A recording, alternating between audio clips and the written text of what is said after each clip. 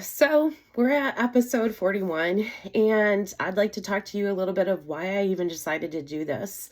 Me telling my personal business like this for everyone on the interwebs is not something I typically would do. But in this case, I felt like it needed to happen. I was involved with two big narcissists over the last 20 years. They wanted me to keep their secrets. They wanted me to keep silent. They wanted me to stay away from people that were trying to show me what was going on or might show me what was going on and make me start not trusting them. And that's why I'm here, because I'm not here to keep secrets for anybody anymore. So, narcissists love to keep you in a secret. They love to underestimate you. And I showed mine that I can't be underestimated. In that work situation, I had the balls enough to leave and resign. I made sure that I found out and secured references so that I wouldn't have to use that lady as a reference, because I knew she would try to make it really impossible for me to find another job. With my ex-husband, I've taken him to court a few times. This year alone, I find out in April that we're done, and I said, okay, that lit a fire under me, and I started to work. I made sure all of my benefits and all of my estate stuff was taken care of, so he couldn't take anything of that.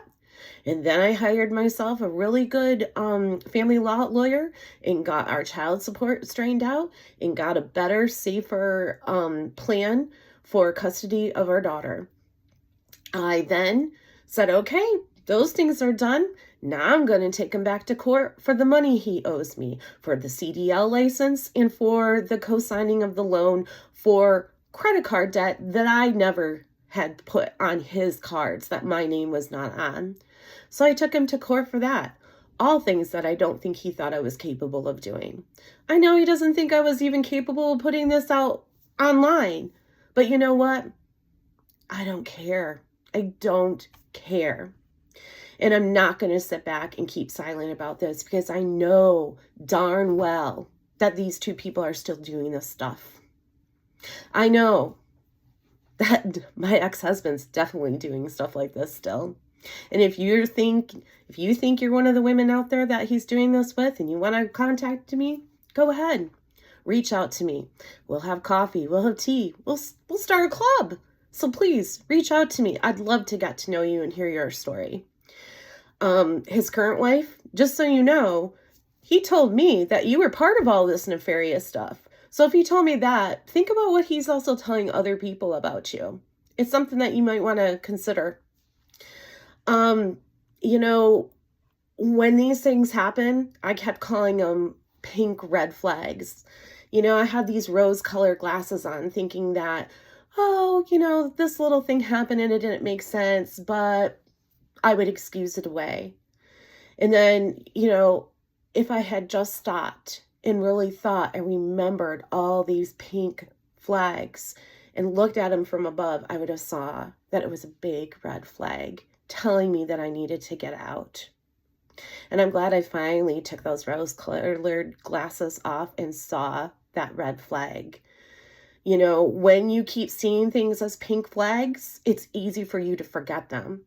To this day, there are things that will come up that I'll remember that had happened both in that past job experience and with him, that I'm like, God, I forgot they said this or they did this. It's so easy that when you push it out of your mind at the time of it happening, that you then forget about it. And so you're not lining them up being like, well, this happened and this happened and this happened. And you're checking it off and you're next thing you know, you're like, oh my God, 50 things have happened. That sounds crazy. You know, I have shared with you guys that I listen to a lot of podcasts. When I left my job, I listened to a little bit of Culty. And when I divorced my husband, I started listening to the Dating Detectives podcast.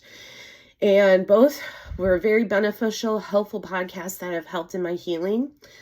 I want to say that the Dating Detectives were the ones who helped me understand the thing called sunk cost fallacy.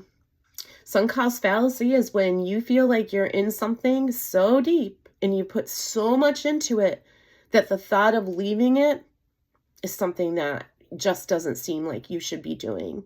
It's better off to keep in the situation than to leave it.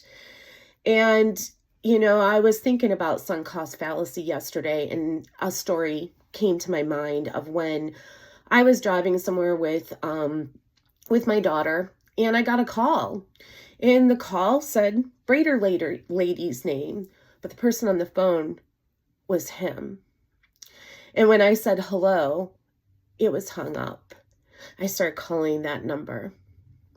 Nobody'd answer. I started calling his number. He wouldn't answer. I then started driving to her apartment. And I looked through the apartment parking lot, and I saw his car, not parked in front of where she was staying, but parked nearby. So I parked and I went up to her apartment, and I searched her apartment for him. I couldn't find him. And of course, approached him about it, and he had some story that I listened to and wanted to believe. And I know that wasn't the case. I know he was there. I know they were messing around. But they have to answer that. That's their karma. So that right there is an example of sunk cost fallacy, where I just basically was like, I'm just going to ignore this than to say we're done. Because he kept telling me, oh no, that's not it. Oh no, you're reading into things. Oh no, Shannon, you're worrying too much. I wasn't listening to my friend tuition is what it was. I also had a lot of people say to me, well, he gave up his family to come to marry you and live in this country and have a family with you. He gave up a lot. You know what? I gave up a lot too. We all give up a lot when we decide to get married. But for some reason, I would take that as an excuse to follow, or, oh, it's cultural. I'd be like, oh, well, this is how things are in Jamaica. Well, we live in the US now. And I allowed things to happen that I shouldn't have. It can't all just be because one person has sacrificed or the culture of one person. After a while, that can't be it. A relationship is two people working together in a partnership. Not one person sitting back excusing everything for another person, why they bamboozle you and con you.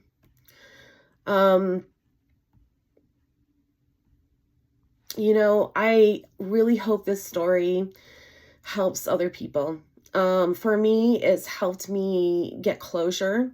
It helps me know that I really have good, awesome friends and family in my life that really have been there for me over the last 2 years. And I appreciate them because of that. I hope this story helps somebody going in or in a similar situation. I hope it gives you the strength to be like, oh my gosh, I need to leave. I hope this story helps warn someone when they think, or see someone and they think, oh, I don't know about this, that you listen to that intuition of yours and you get out and you don't go further. And like I've already said, if you're someone out there and you think you've dealt with either of my narcissists in my life, and you want to contact me, reach out. We can meet up. If you're in the neighborhood, we'll go out for tea or coffee, or we can start a Zoom club to discuss all this that we've gone through. But yeah, my gut says I'm not the only person, or even the people that I discovered in the files on the computer. I know I'm not the only person. There's other of you out there. And I hope you listen to this story, and I hope it gives you pause.